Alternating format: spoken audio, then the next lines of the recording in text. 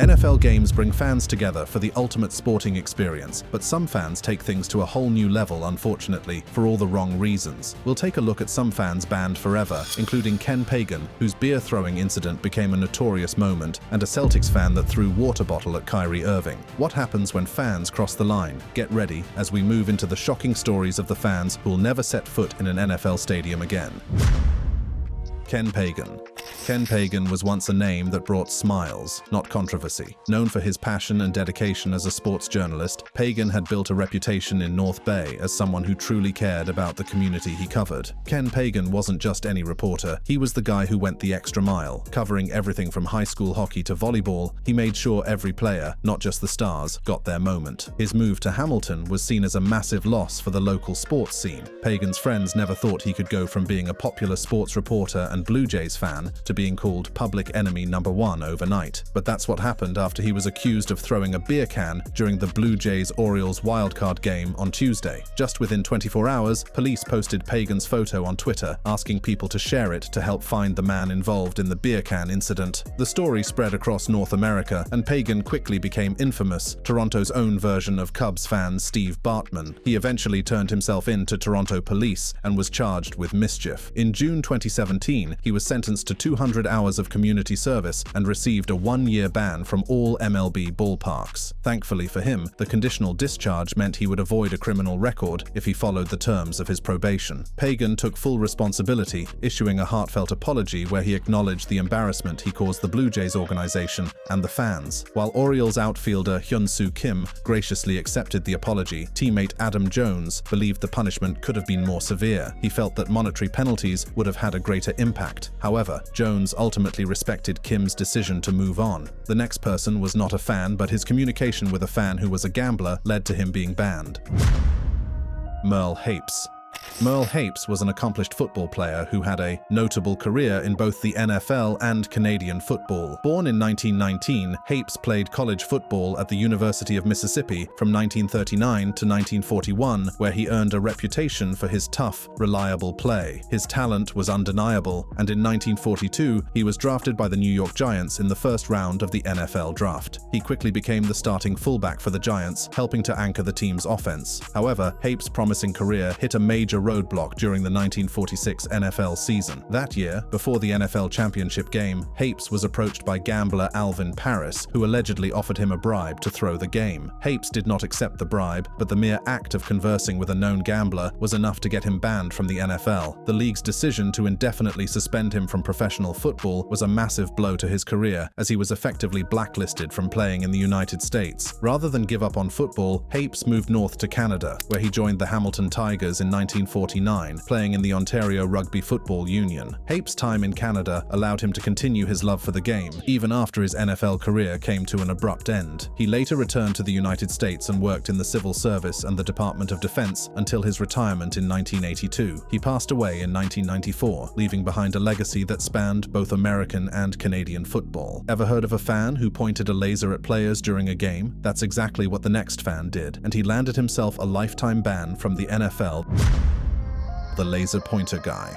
During the 2019 AFC Championship game, a Kansas City Chiefs fan became infamous after allegedly shining a laser pointer at Tom Brady and other New England Patriots players. The laser beam was aimed directly at Brady's face, potentially distracting him and other players during crucial moments of the game. Laser pointers, though small, can be dangerous, as they can cause temporary or even permanent eye damage, which is why their use in stadiums is strictly prohibited by the NFL. The fan, whose identity was initially kept private, was swiftly identified thanks to the video evidence and eyewitness accounts. In response to the incident, the Kansas City Chiefs took immediate action. The team announced that the fan had been banned from Arrowhead Stadium for life, effectively barring him from attending any future games at the venue. But the Chiefs did not stop there. Although local police initially sought to charge the fan with disorderly conduct, the Chiefs organization pushed for a much harsher penalty, urging the Kansas City District Attorney to take a more severe approach. They were determined to send a clear message that such behavior would not be tolerated. tolerated, both as a reflection of the team's values and as a deterrent to other fans who might think about engaging in similar antics. The fans' actions were not only disruptive to the game, but also reflected poorly on the Chiefs' fan base. In addition to the lifetime ban, the Chiefs made it clear that they would be tightening security measures at Arrowhead, focusing on preventing prohibited items like laser pointers from being brought into the stadium. The next fan also used a laser on some players.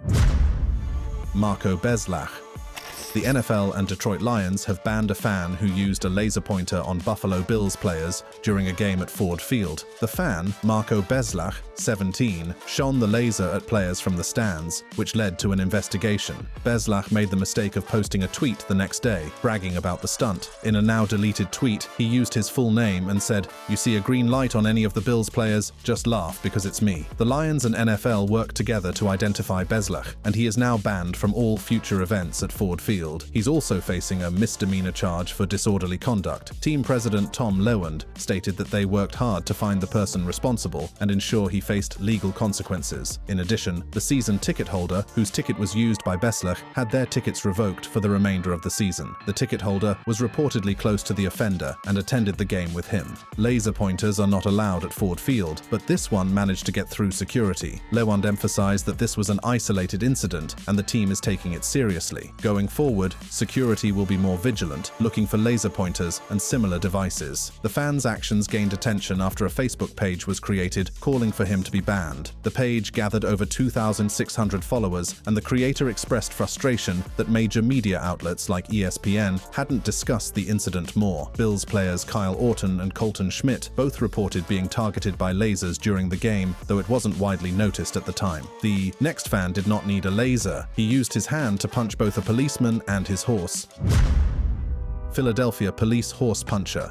Taylor Hendricks, a 22-year-old from Pennsylvania, caused a stir on Saturday night in what should have been a routine NFL playoff game at Lincoln Financial Field. Taylor Hendricks, who had reportedly arrived intoxicated, was ejected from the stadium before the Philadelphia Eagles even faced off against the Atlanta Falcons. Stadium personnel removed him because he failed to produce a valid ticket, and his behavior quickly escalated after being escorted out. Following his ejection, Taylor Hendricks approached a mounted police officer outside the stadium. Without provocation, he began punching the officer's horse, delivering blows to its face, neck, and shoulder. The assault didn't stop there. He also managed to hit the officer riding the horse in the legs during the chaos. Despite the aggression, both the horse and the officer were unharmed, but the incident shocked onlookers and required immediate intervention. Another police officer nearby witnessed the attack and stepped in to arrest Hendricks. What could have ended with him leaving the game instead spiraled into a string of criminal charges. Taylor Hendricks was charged with aggravated assault, cruelty to animals, taunting police animals, simple assault, and trespassing. After his arrest, Taylor Hendricks was taken into custody but later released after posting 10% of a $5,000 bail. The incident added an unnecessary dark note to a night that was otherwise a victory for Eagles fans. The team defeated the Falcons 15-10 and advanced to the NFC Championship game, but Hendricks' behavior became an unfortunate side story to the night's triumph. Fans who heard about the incident expressed frustration, viewing it as an embarrassment to their community and a stain on an otherwise celebratory event. Ever heard of fans banned for speaking against a player's family? That's exactly what the next story is about.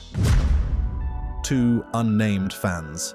In August 2022, during an intense game between the Chicago Cubs and Washington Nationals, Cubs catcher Wilson Contreras found himself in a heated confrontation with 2 fans after a pivotal moment in the game. In the 10th inning, Contreras hit a go-ahead sacrifice fly that gave the Cubs the lead. As he made his way back to the dugout, the interaction with the fans took an ugly turn. While the specifics of what the fans said remain unclear, reports suggest that their comments targeted Contreras' family. According to the Chicago Tribune, the remarks were spoken in Spanish and carried a personal tone that deeply upset the catcher. Contreras later explained that the comments crossed a line, describing them as unhealthy and inappropriate. He emphasized that family was sacred to him and made it clear he wouldn't tolerate anyone disrespecting his loved ones. The Washington Nationals wasted no time addressing the situation. The 2 fans involved were banned from Nationals Park for 5 years. This decision sent a clear message that targeting players with personal insults, especially involving their families, has no place in the game. The next fan is probably the most violent fan you've ever heard of, and his punishment was well deserved. Cleveland beer tosser. William Bokeson II, a 35-year-old man from Fremont, Ohio, made headlines in 2021 after he threw a full beer can during a Cleveland Browns game at First Energy Stadium, striking Stephanie Allen in the head. The impact sent Allen to the hospital with a concussion and left her with a permanent indentation on her head. Allen, who had been cheering for a touchdown at the time, described the feeling of being hit as if a car hit her in the head. The injury was severe, and Allen was understandably shaken by the unexpected and violent attack. Surveillance footage clearly showed William Bokeson deliberately throwing the can at Allen, but for months, local prosecutors did not file charges, citing an absence of intent to harm. Eventually, in September 2022, William Bokeson was indicted on a charge of felonious assault after public and legal scrutiny grew, largely due to the visible nature of the assault and the victim's testimony. Initially, William Bokeson pleaded not guilty, but he later accepted a plea deal. This deal reduced the charge to a first-degree misdemeanor, a significant downgrade from the original felony charge. On May 15, 2023, William Bokeson was sentenced to a 4-day jail term, which he could serve in his local Fremont jail. In addition to jail time, he was placed on probation for 1 year. Should he violate the terms of his probation, he could face up to 180 days in jail or additional legal penalties. Furthermore, William Bokeson was ordered to pay $13,000 in restitution to Allen to cover her medical expenses, which had been substantial due to the concussion and ongoing treatment. The court's decision to impose restitution aimed to hold William Bokeson financially responsible for the harm caused. However, for Allen, the consequences of William Bokeson's actions extend beyond the legal penalties. In interviews, she emphasized the lasting physical and emotional toll the assault had on her, particularly the trauma from being unexpectedly struck in the head and the ongoing medical care required. Some fans can be really aggressive, and it's nice to see them all face the consequences of their actions. The next story is very similar to William's story. Antagonistic Yankee fan. During the Yankees-Red Sox game in October 2021, one of baseball's fiercest rivalries took an ugly turn due to a fan's impulsive actions. What began as a routine moment, a foul ball tossed by Red Sox left fielder Alex Verdugo to a young Boston fan in the stands, escalated into an incident that threw the stadium into chaos. Embracing a misguided tradition in some parts of Yankee Stadium, a Yankees fan intercepted the ball and threw it back onto the field, a gesture often meant to mock the opposing team. But this time, it went terribly wrong. Ball from Stephen Wright. Giancarlo Stanton does what you're supposed to do with it and deposit it over the left field wall, but watch the fan chuck it back. He throws it back and he actually hits Stanton with the ball as he's rounded second. What an arm! Sign him up! Boop. The ball struck Alex Verdugo in the back as he prepared for the next pitch. Startled and upset, Alex Verdugo turned to confront the fan. The tension on the field grew so intense that umpires and Red Sox players had to step in, ultimately escorting Alex Verdugo away to calm the situation. The consequences for the fan were swift and severe. He was immediately ejected from Yankee Stadium, and the Yankees organization, along with Major League Baseball, issued a lifetime ban from all MLB stadiums. The incident drew widespread criticism from fans and commentators, many of whom condemned the fans' actions as dangerous and disrespectful. While throwing a ball back onto the field is not uncommon in heated rivalries, this case crossed a clear line. The next fan didn't throw back a ball, but hurled words, and those words landed harder than any ball ever could. Sixers fans.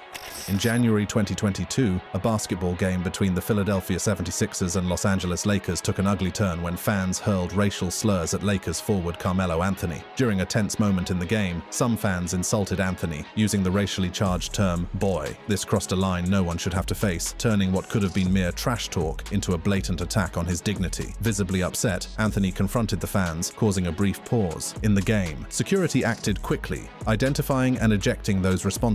The main instigator received a lifetime ban from all events at the Wells Fargo Center, including NBA games, a strong stance against racism in sports. This moment wasn't just about basketball, it was a stand against injustice. This is not the first time a fan will be punished for crossing a player's line. Unruly fans. In November 2021, an intense overtime matchup between the Indiana Pacers and the Los Angeles Lakers took an unfortunate turn when two courtside fans crossed a line with their behavior toward LeBron James. While some playful trash talk is common in basketball, these fans went beyond that, using obscene gestures and offensive language that was impossible to ignore. Their actions disrupted the game and violated the NBA's fan code of conduct, which is meant to ensure respect and fairness for everyone in the arena. LeBron James, himself, known for his ability to stay composed in high-pressure situations, eventually had enough. During a pause in the game, he pointed out the two fans to arena staff, making it clear that their behavior had gone too far. Security responded quickly, escorting the individuals out of the building. This wasn't just about LeBron being sensitive or unable to handle criticism. Far from it. As one of the most high-profile athletes in the world, he's used to heckling. But this time, it wasn't just about fans being rowdy, it was personal and inappropriate, crossing boundaries that should never be crossed. The Pacers organization took the situation seriously, applying the NBA's rules to maintain a respectful environment for players and fans alike. While the two fans were ejected from the game, they weren't banned from future events, which led to mixed reactions from the public. For the next story, many people argue that the ban imposed on the fans was an overreaction and unnecessary. Outraged fan. In March 2019, things weren't going great for the New York Knicks. After a tough 102-94 loss to the Sacramento Kings, frustrated fans at Madison Square Garden let their feelings be known. One fan in particular decided to shout what many Knicks supporters had likely been thinking for years: sell the team. It wasn't the most outrageous comment, but for James Dolan, the team's owner, it hit a nerve. Instead of ignoring it or laughing it off, James Dolan decided to confront the fan directly. In a move that felt more like a gut reaction than a calculated decision, Dolan responded with a threat. Security quickly got involved, and the fan was detained, questioned, and eventually kicked out of the arena. But James Dolan didn't stop there. He issued a lifetime ban, barring the fan from ever entering Madison Square Garden again. Later, Dolan claimed the fan had intentionally ambushed him, suggesting it was part of a stunt to create a viral moment. However, there was no evidence to back up those accusations. To many onlookers, it seemed like Dolan simply couldn't handle the criticism, and the ban came across as an overreaction fueled by a bruised ego rather than any real offense. Actions have consequences, and the next story is a very good example. Two shirtless fans. At Super Bowl 58, two shirtless fans became the center of attention for all the wrong reasons. During the high-stakes game between the Kansas City Chiefs and the San Francisco 49ers in Las Vegas, these fans decided to streak across the field, causing a disruption. Their impromptu field run, however, quickly ended as they were tackled by security, ejected from the stadium, and arrested. Both fans faced charges for prohibited conduct at an athletic event, a misdemeanor offense. This kind of spectacle at major sporting events isn't new, but it certainly brings unwanted attention. Security at these high-profile games is always on alert for such disruptions, and fans who engage in these stunts rarely get away without facing the consequences. While the two shirtless fans likely thought they would be the highlight of the game, they instead became a cautionary tale for others. Similar incidents have occurred in other major sporting events. In 2022, an animal rights protester ran across the field during a Monday Night Football game between the Los Angeles Rams and the San Francisco 49ers. The protester had a pink flare in hand and managed to evade security for a few moments, but that didn't last long. Two players, linebacker Bobby Wagner and defensive end Takarist McKinley, stepped in, tackling the protester before he could cause any more disruption. Afterward, the protesters and the fans at Super Bowl 58 were swiftly removed, reinforcing the idea that crossing the line literally or figuratively has serious consequences. Just like these two shirtless fans, the next fan also faced severe consequences for his actions. A Celtics fan.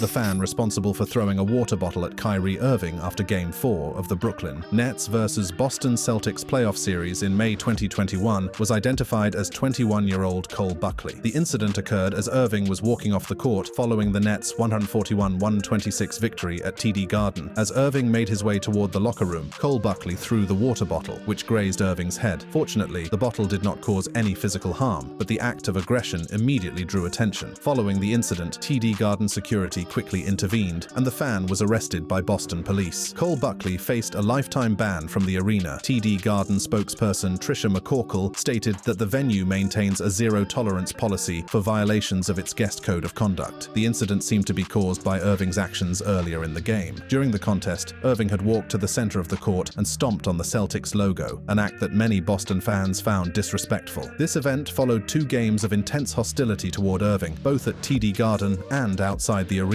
During Games 3 and 4, the crowd chanted derogatory remarks directed at Irving. The fans' actions were widely condemned, with NBA players and analysts speaking out against such behavior. Irving himself voiced frustration with the increasing level of disrespect and abuse faced by athletes. He pointed to the long history of racial tensions and the way athletes are often treated like entertainers or objects of derision rather than being respected as human beings. James Harden, Irving's teammate, also expressed his disapproval of the fans' actions officials, suggesting that the NBA should consider more severe penalties for disruptive fans. He argued that banning a fan from a single arena was not enough to deter future incidents, calling for a broader crackdown on fan misconduct across all arenas. As for the fan, Buckley now faces not only the lifetime ban from TD Garden, but also legal charges for his actions, which could lead to further consequences. Ever heard of a fan spitting on a player? That is the story of the next fan. The spitting fan.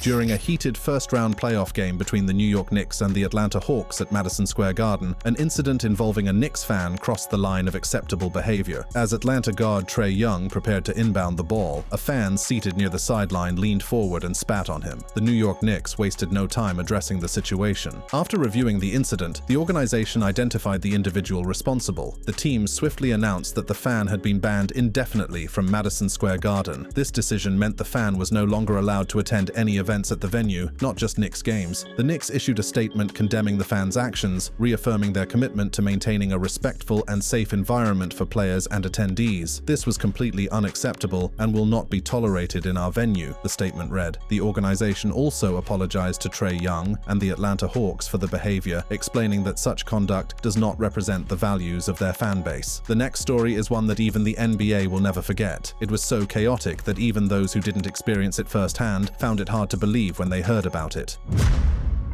The fighting fans.